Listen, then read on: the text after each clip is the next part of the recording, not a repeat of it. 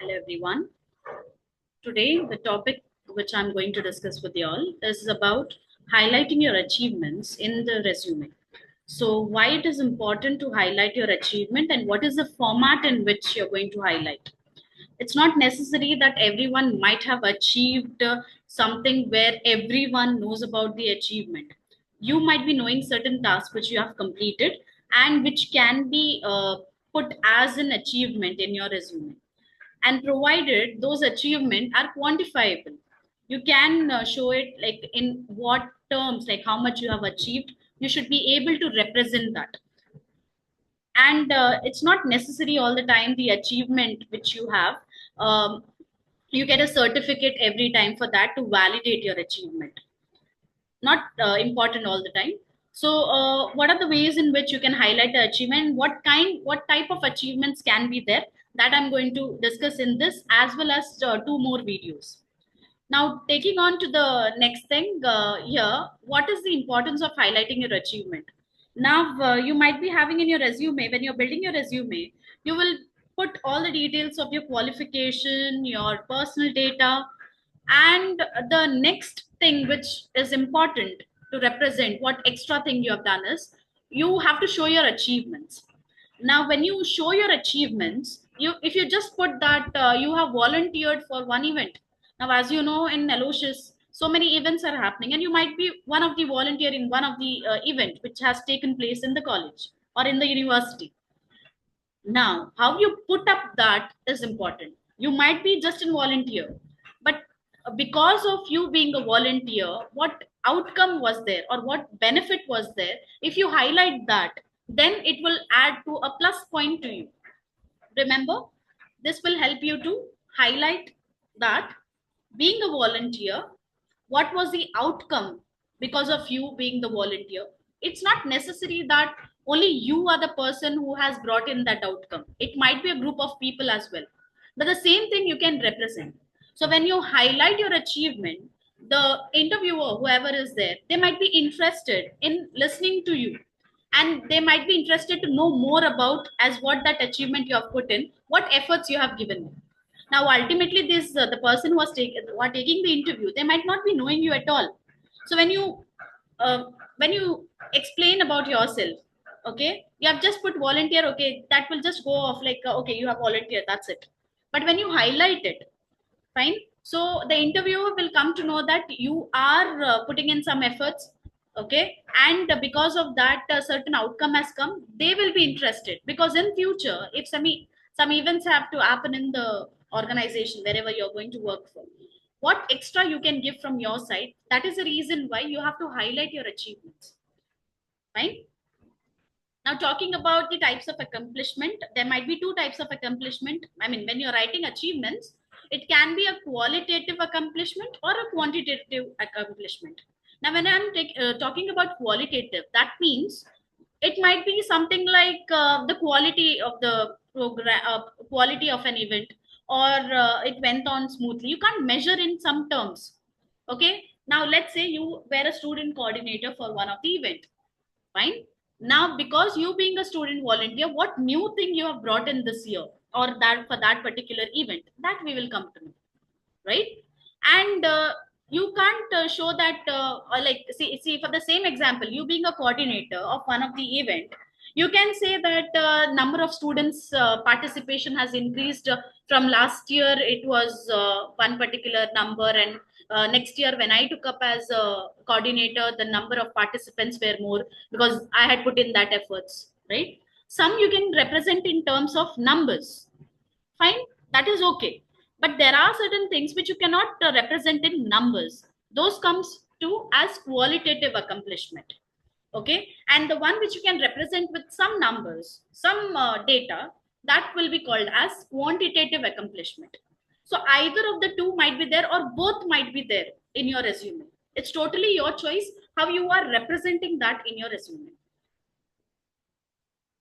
Now, talking about the next thing, that is, what are the things you have to keep in mind when you are highlighting your achievements? Remember, you have to quantify your achievements as far as possible. Because if you say that, as a student coordinator, when I actually took up this event, the program went on very well. Okay, but how can you say that? How can you justify that the program went on very well? There might be something plus point which you might have experienced, and you want the interviewer to know that when some work has been assigned to you, you've given your 100% effort in order to see that it is successful. So you need to quantify whatever the achievements you have. You need to quantify them in some numbers and put up in some numbers. It might be a small event for you, right? But you, after all, you're a student right now. You're learning, you're studying, and along with studying, you have taken up an event, being a volunteer or being a student coordinator, being an organizer, whatever it is. You have taken efforts extra, and that you need to show it in your resume that you have something done, something extra apart from study. So you need to quantify your achievements, and as far as possible, use action verbs, as in implemented. Okay, then you can say that organized, started. You just use some action verbs when you are quantifying your achievements. Because of you, this so and so event has happened. Okay, if I have to take you example, we have events like TEDx. Okay, where speakers are coming from across a different part of the country and sometimes part of the world as well. When they're coming, let's say you were in charge for finance. How did you raise finance? Okay, to describe that, you can explain with the help of some verbs, action verbs, and try to be very specific. Remember, be very specific. Don't use the vague information or vague sentences when you are using in your resume. Let's say there's an event happening, let for that matter, you have different leagues going on. Okay, if you just say that participated in different leagues, okay, the interviewer will not know as which area you are expert in. Okay, there are leagues happening in the college, in the university, right?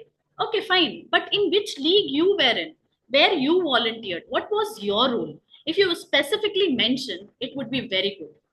And my one suggestion is, now whenever whichever events you participate in the college at whatever level it is, try to see that you have some certificate which says that okay, you have gone for it. Let's say you were a volunteer, take a certificate for it.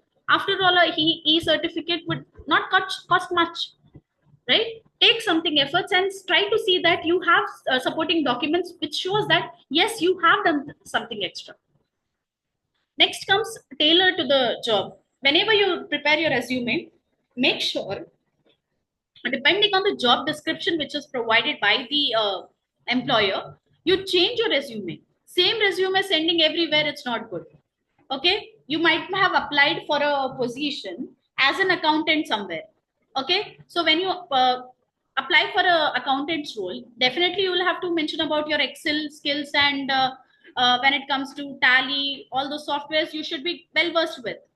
But let's say you are applying for a marketing job. If you're applying for the marketing job, what happens is your finances might not help you.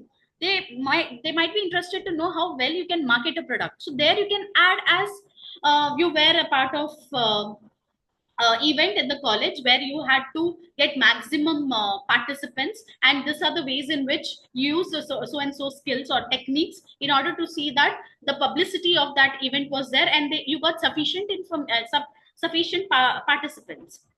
Okay, so try to see that you tailor your resume based on the job description or wherever you're applying for.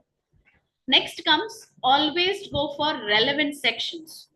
In case of resume, usually when we see a resume of any of the student or any of the candidate, we see that first they fill in their information, they put it as personal information, then they put academic okay, qualification data they put, then they go on with some software skills or some soft skills if they have, they put that, and then straight away they put their personal information, personal data again, let's say hobbies, parents name and all that. Remember, whenever you put a resume, when you're preparing a resume, you have to give section heading as what are the information you have put it under each section. So whichever information the interviewer or the employer wants, they will just go through that under that section what you have filled in. Based on that, they will evaluate, okay, yes, whether we can take up this person for the job or not. Okay, so try to make sure that your resume has sufficient section, and all the information which is put across is done properly across each section. And the last one, which is there, use a star method. Now, what is the star method is, remember, in your entire resume, you should try to cover up all this. Okay. So 20%, make sure that you explain the situation. Okay. The first thing is, uh, you explain the situation where you were assigned with some of the tasks. Okay. Let's say I'll give you the example of last minute, the resource person, you were a part of a conference and a resource person didn't turn up. Okay, as a student coordinator, this was a problem at that point of time, and you had to arrange for a resource person immediately, which the person who can give a talk on the topic.